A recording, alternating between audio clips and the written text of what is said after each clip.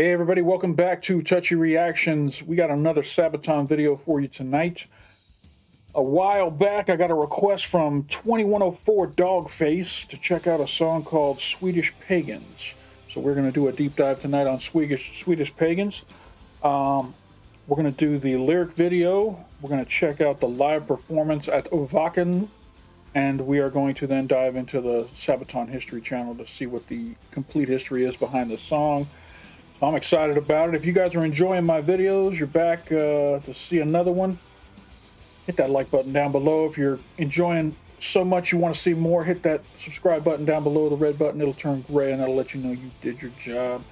If you want to support the channel financially, there's a link up here in the corner to my Patreon. You can come over there and join. The patrons are helping me decide what gets played on the channel. We got some patron exclusive stuff over there that doesn't get released on YouTube. So join the family and you can help drive the content. That's all I got to say about that. So without further ado, let's go ahead and jump into Swedish Pagans. We're going to be doing the lyric video first. This one had the most views, so I figured I'd grab this one. I couldn't find an official one from Sabaton, so we'll go with this one right here. Here we go, Swedish Pagans.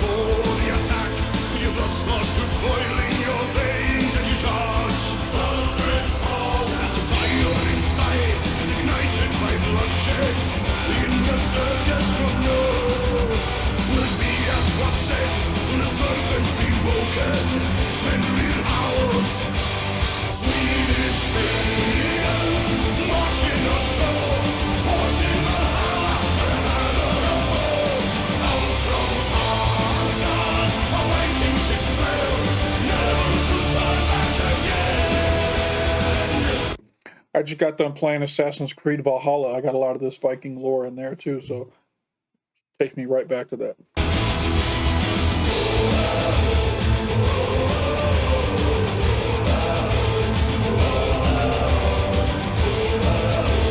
Any other Assassin's Creed fans out there, let me know down in the comments which one's your favorite.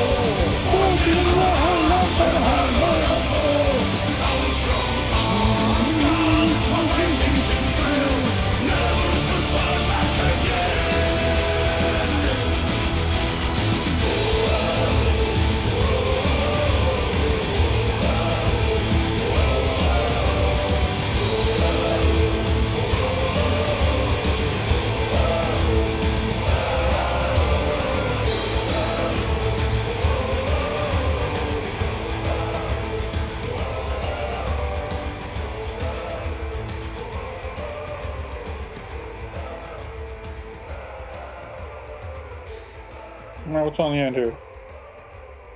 Got an outro. Oh. All right, so this is going to be a long video. We'll just cut off the OOs at the end here. So this was a little different than Sabaton videos I've listened to so far. This one isn't about a specific event in time or a specific battle. This just seems more like a tribute to the Vikings of the past from Sweden. Interesting. I'd be interested to see how the history video handles this one, because it really doesn't talk about a specific event as far as I can tell. So let's jump over and check out the live. This is from Wacken Open Air 2019. And that was an awesome festival. Lots of energy in that crowd. So I'm excited to see how they handle this song.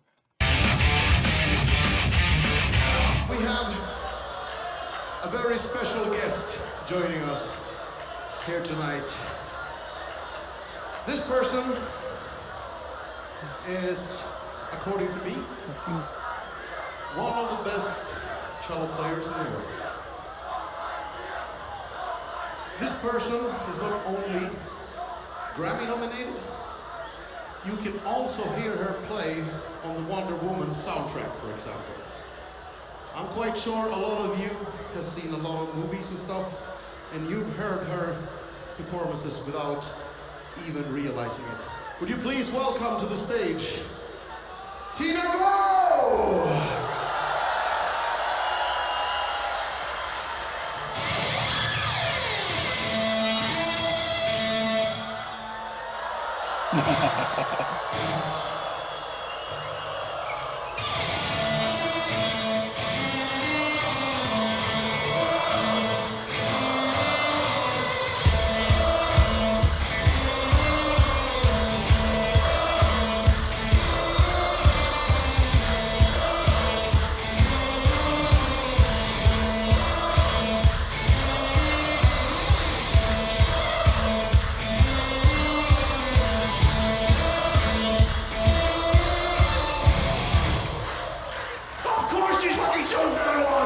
Are you ready for Swedish Pagans?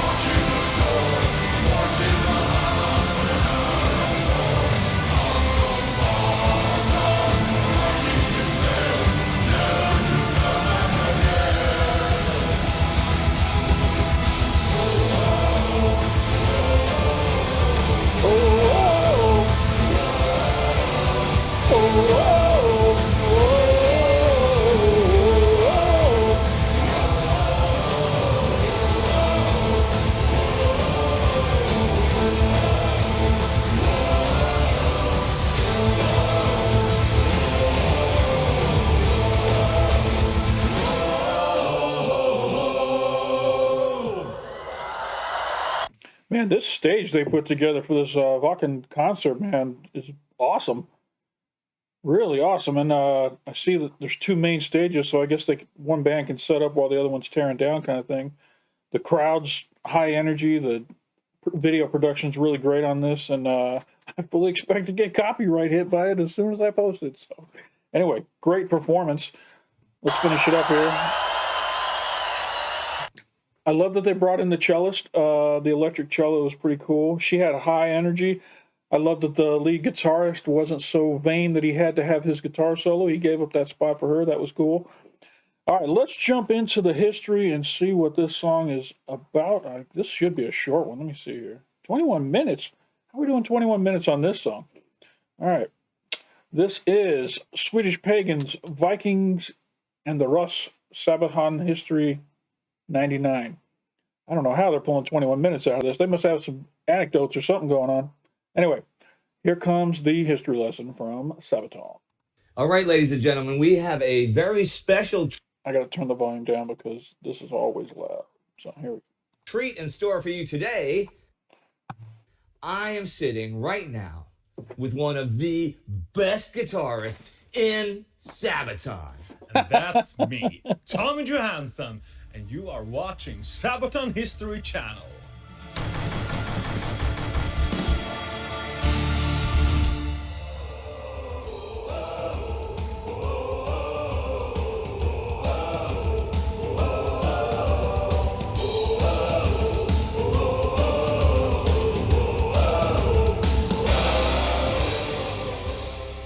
It gladdens me to know that Odin makes ready the benches for a banquet. Soon we shall be drinking ale from the curved horns. The champion who comes into Valhalla does not lament his death. I shall not enter his hall with words of fear upon my lips. The gods will welcome me. Death comes without lamenting. Eager am I to depart. The Valkyries summon me home, those whom Odin sends for me from the halls of the Lord of Hosts. Gladly shall I drink ale in the high seat with the gods. The days of my life are ended. I laugh as I die. The Saga of Ragnar Lothbrok. For a long time, the early history of Northern Europe was shrouded by a fog of mystery. There was a marked gap in knowledge of Europe in the years between the fall of the Roman Empire and the full spread of Christianity. And this era was simply accepted as the Dark Ages, as an era before general literacy, when Northern Europe was ruled by savage and fearsome heathens. Those heathens, however, did leave behind their sagas, their tales of great adventures and battles. Scandinavian archaeologists of the 19th century were confronted with a confusing jigsaw puzzle of burial mounds, cryptic runestones, and medieval scriptures. But then in 1880, a breakthrough was at hand with the discovery of the Gokstad Mound in Norway. In a ship buried 1,000 years earlier, next to a large pile of shields, swords, and jewelry, lay a man that reignited the interest in a long-forgotten age. He was huge for his time, over 180 centimeters tall, a chieftain who had most likely met a violent death in battle, the embodiment of a Viking. You know, for a long time, Scandinavian scholars had seen the Viking Age as the end phase of the Germanic Iron Age. Too little was known to be precise, and even the word Viking was of questionable origin. Most historians refer to the Old English word vikinga, which was repeatedly used to reference warriors coming from the sea in Anglo-Saxon chronicles. It was also the British who gave their history a distinct local Viking age, right? From the first violent raids on their shores in 793 to the Battle of Hastings in 1066. If we asked a Swedish pagan in those times where his origins lay, we might have gotten an answer similar to those we'd get from the Icelandic Edda, a compendium of Norse folktales, that once there was a time where worlds were not only divided by light and darkness, but by deep chasms from which the giants ruled, until Odin, the all-father of the gods, slew the giant Ymir, whose flesh gave birth to the land and whose blood turned into the sea.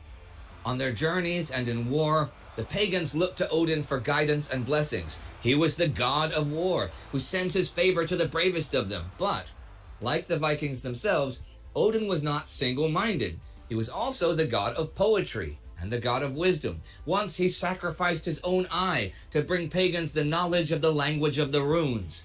Such runestones can still be found all over Scandinavia, and although the pagans were otherwise illiterate, they give us a little insight into important people or local customs. Outside of battle, the pagans honored Thor, the god of thunder. As the patron of the farmers, he rode the sky in his chariot, bringing thunder and lightning down as a sign of power. Scandinavian metalworkers crafted jewelry and amulets in the form of Thor's mighty hammer to attract his protective powers. It was the belief of the pagans that the worlds of gods and men were connected, and although the fate of each man had been decided at his birth, the gods could still intervene and change fates along the way.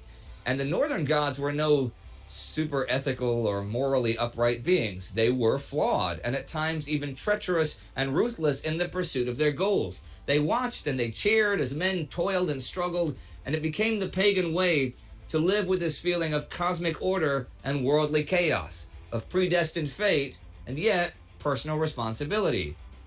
Showing courage, taking risks, the will to sacrifice, all these were essential parts of Norse culture. There was no place for weakness or cowardice because everyday life in Scandinavia was harsh. Far away from the civilizations that had been touched by the Roman Empire, it was hardly the place to sustain a laid-back lifestyle. People stayed loyal to their communities through personal oaths, and laws manifested themselves through societal pressure. Deals, threats, and promises had to be made in public so that no party could back out without bringing shame on their name and their family. In the dark winter months of Scandinavia, each man was obliged to show hospitality to his fellows, which resulted in feasts that often lasted for days. And there, poets and musicians, skalds, recited and sang tall tales of their revered ancestors, of the gods, and of their heroes. It inspired men to make a name for themselves, so that the skalds would one day sing of their deeds as well. The bravest of them might even find a way to ascend into the halls of the gods themselves. It's kind of crazy how much Assassin's Creed Valhalla got right. All this stuff that they've mentioned here with the rune stones, the skulls, the songs, all that stuff's incorporated into that game. It's pretty cool.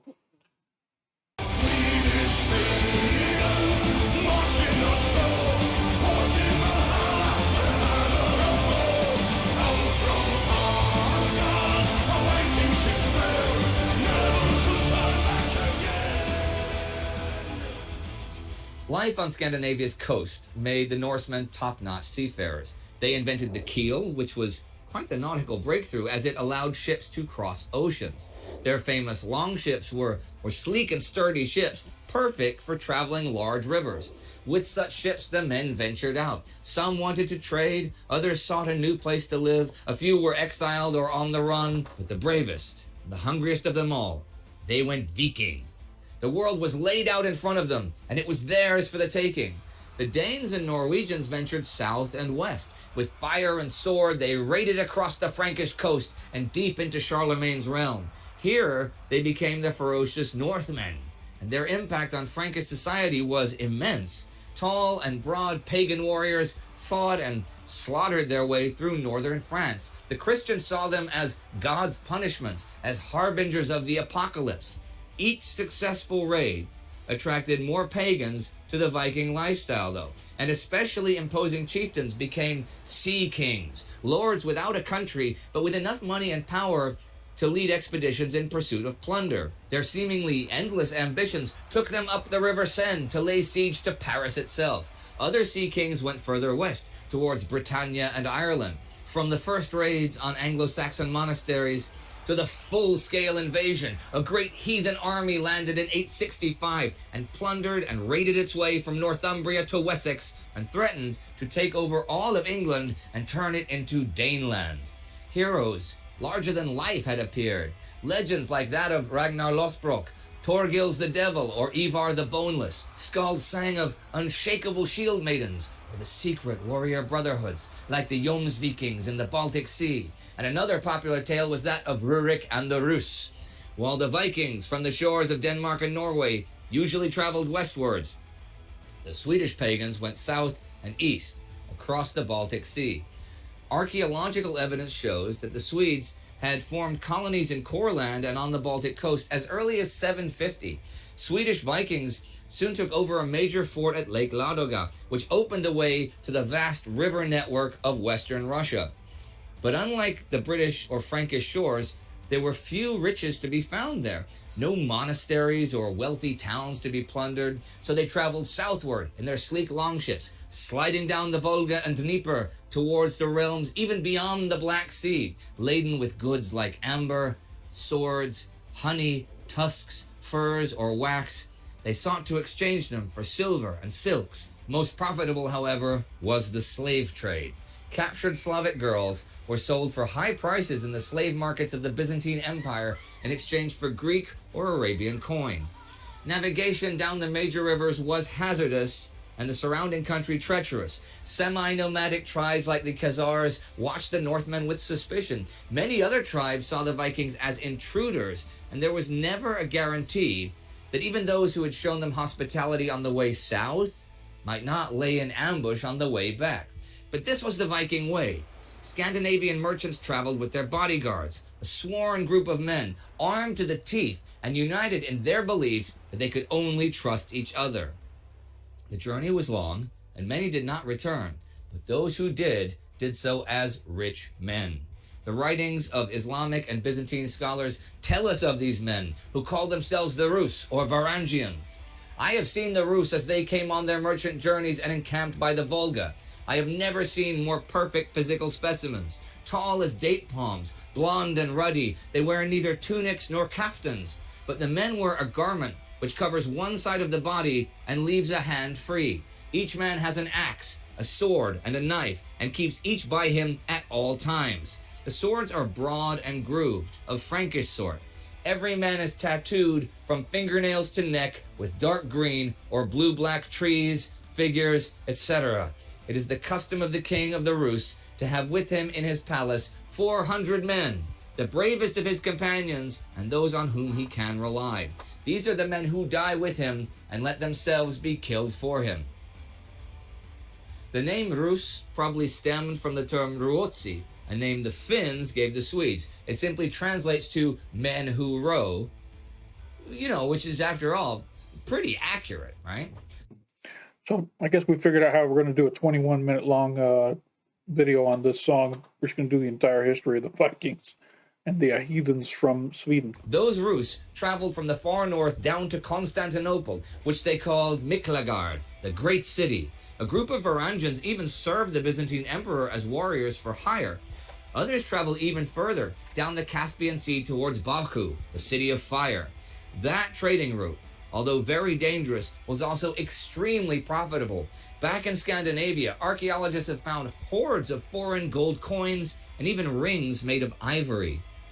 Over time, the Swedish Vikings of the Rus and Varangians built outposts and colonies along the way. They joined forces with the local clans and made alliances against common enemies. Over the decades, the Rus mixed with the locals, adapted local customs, wore their colorful kaftans, and their chieftains called themselves Khans. They often converted to Judaism or Christianity, and it was they who eventually laid the foundation for the Kievan Rus, the realm that Russia, Ukraine, and Belarus all claim as their forefathers, their cultural ancestors. Nowadays, Vikings are more popular than ever. I don't think anyone back in the 19th century would have predicted that early Scandinavian culture would rise to such prominence. In fact, I think they would be very, very surprised.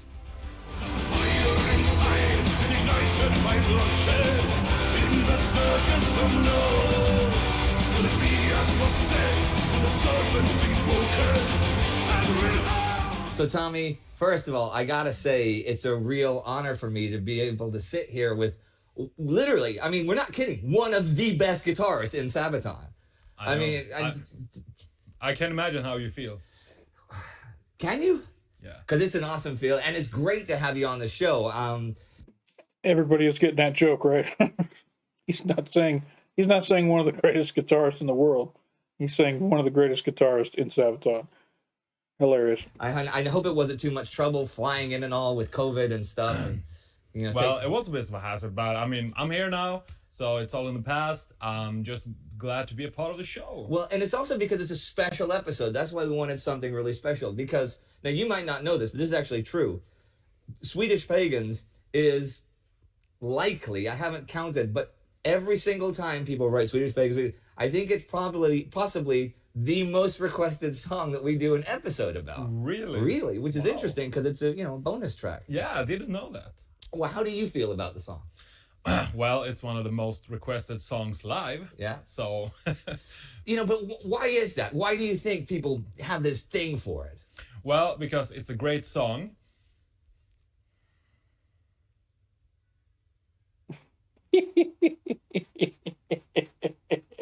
And it's a great song. Yeah. Yeah. And then why is it a bonus track then? Why wasn't it a proper track? Well, to be completely honest, Indy, Yeah. I was not a part of Sabaton when that song was written. But you must know the tales whispered on the night winds. And those tales are legends. Yeah. Yes. Okay. So make one up. Oh, okay. So here it is. They thought that this song, no one is gonna like this song. So, but we recorded the song, so they put it on the album as a bonus track, and thought, well, no one will recognize this song or remember this song, or even listen to it. But then people started to listen to it, and the rumors are starting to spread all over the land about this one song, the song of all songs, called Swedish Pagans. And it reached the crowd during a Sabaton show. Someone in the distance, the singer of all songs, would sing, oh, and people would turn around and say, hey, I know that melody from that bonus track. And they start to sing along. And the band on stage were standing there like, what? They're singing this song? Yeah. This bonus track? What is this? And do we know that song? Yeah, sure. Okay, let's play it. Yeah. And from that day on, the song was played on every Sabaton show, almost.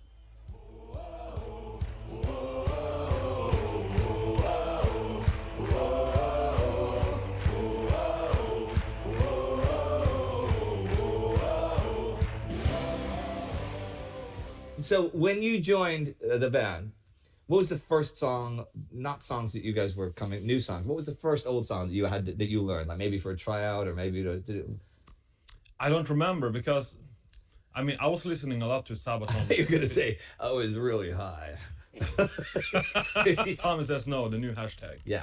Use it and you will stay away from drugs. Yeah. Use that hashtag to stay away from drugs. Yes. I'm glad we had this time. So anyway. Okay, yeah. So I knew a lot of Sabaton songs actually. I don't remember because I got all the songs and they told me listen to these guitar files because I had Tobias guitars. Sure. So I listened to them and started to learn the songs, but most of them I knew already, right. the basics for. But I think the one I really started to learn, properly was to learn the proper way how to play it was Atero Dominatus. Okay. Wow. Cool. Yeah, because it's one of my favorite Sabaton songs from the old days. So I learned to play that, and to be honest, I listened to the guitar parts on Prima Victoria. Right. The song that he just talked about, I don't think anyone's recommended that I react to that. So either he just said the name of a song in a different language that's already been requested, or he just mentioned a song that no one's ever requested. And I realized, okay, I know this one already. So I didn't even practice that one. Okay. Because I knew it already. And when you started doing songs like Atero Dominatus, older songs and stuff, would you be required to play like the original solos note for note, or did you get to do your own, or did you come to some compromise, or how did that work? Well, it's kind of a compromise because I listened to the original songs. Yeah. And then I listened to how Tube played the songs, how we played the solos, and how we did certain parts, and I realized, okay, here he plays like the original, so I should stick to that. Right. And here he plays something completely different. So I could either play what he does or do something new. Well, that's pretty cool. Yeah, I mean, because some solos from the old songs are very, very nice, very cool solos. We don't need to change it. Yeah. But then maybe when they're doing something fast, Tube did something different, and I feel okay. I can space out here and do something. Well, it's nice to have some freedom. I mean, obviously, freedom. You have it on the songs that you are the first guitarist. Yeah. Stuff. And You know what's surprising? I mean, as many people will know, especially just by looking at you and by your hair, you come from a smoky jazz background, like jazz flute and stuff, right? So I thought that was kind of cool that they asked you to play guitar of all instruments, you know? Yeah. Hashtag Tommy plays flute. That's a popular one as well. And we can probably get some pictures of him playing flute. But Swedish Pagans, obviously, you're from Norrland. Yes. You know, you're big sort of hairy Viking guy. Hashtag Viking guy. But okay, now it's interesting how the world looks at, you know, the whole Viking period and the period. How would that compare with how Swedes see it themselves? Because the world sees horny helmets. Well, I mean, Swedes are very proud of the Vikings. That Vikings, they came from the north. Yeah. You know, Sweden, Norway, Denmark, the Vikings. We're very proud of what we accomplished, but it's like we don't talk about the bad things the Vikings did. You know, and they plundered and they stole and raped and killed and murdered. So we don't talk about that. Yeah. We just talk about how big we were and how strong and long hair. And I mean, take a look at the TV show Vikings. Yeah. That's how we see how Sweden looks at Vikings today. Like, that's how we were.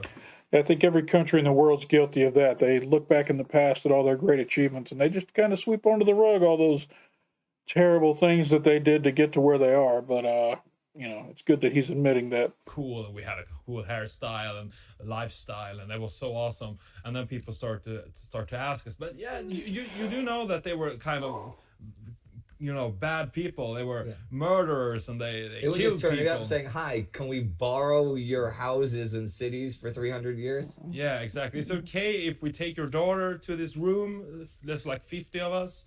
Is that okay? No, I don't think they did that. Yeah. No. We don't usually talk about that. Okay. But we know that it happened. But here on Sabaton History, we cover all aspects of the history in the songs. Exactly. Well, Tommy, from since I am now a Swede, from one Swedish pagan to another, thanks for being my guest here as one of the best guitarists in Sabaton. I'm so glad to have Tommy, who I call Frosty. Insert photo of why. Right. So glad to have Tommy as a guest right here on Sabaton History. Glad to be here. This is my first time ever getting to see Tommy other than on stage. He's pretty cool. He's got a great sense of humor. He's actually got a really good voice. I wonder if he can sing. He's got that real deep voice.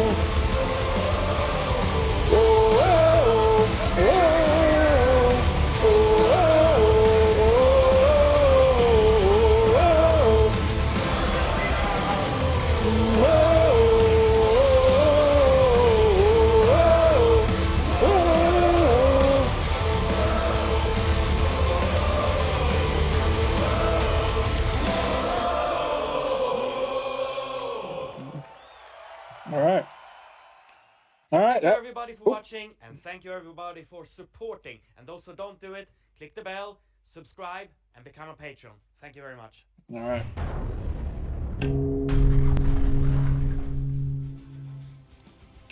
As much as I like you supporting my Patreon, support Sabaton's Patreon more. They're doing a lot more work than I am, so you got to make a choice, choose them every time. This was great. I love this song. It was kind of a fun one. Didn't really cover a specific event, but it more talked about a time frame and a group of people for over a long period of time. Very cool. I can see why this is a popular song. It's very catchy. It's got it's not too difficult. It doesn't cover a lot of really painful subject matter, so it's easy to put on and listen to and not have to think about all the madness and sadness that comes along with it, like Tommy brought up there in the history. That's it for this video. It's long enough as it is. If you liked it, go ahead and give me that like down below. I appreciate it very much. It helps the channel. If you got another song you'd like to see me react to, go ahead and mention it down in the comments. And those of you who stuck around for the deep dive all the way to the end, let's see, what word should we put in the comments today? Light bulb. How about light bulb? Put light bulb in the comments if you made it this far into the video. If you want to continue to support the channel, there's a Patreon right up there in the corner that you can click on, go over and become a patron. For just $1 a month, you can get early access to all my videos. As soon as I get done editing them, they go up onto Patreon and you'll have access to them immediately. You won't have to wait till they get released on YouTube a week or 2 weeks or 3 weeks down the road. So appreciate all my patrons. Ignorance, Stephen Hardy, Nutburger, Robin Feely, MC Hammer TV, Jackie Miles, Anechka. All y'all are the debut patrons to the channel. I'm really new, and I appreciate y'all coming on board and helping out, and you're part of what helps get this thing done. So appreciate everybody coming by today, and don't forget to come on back.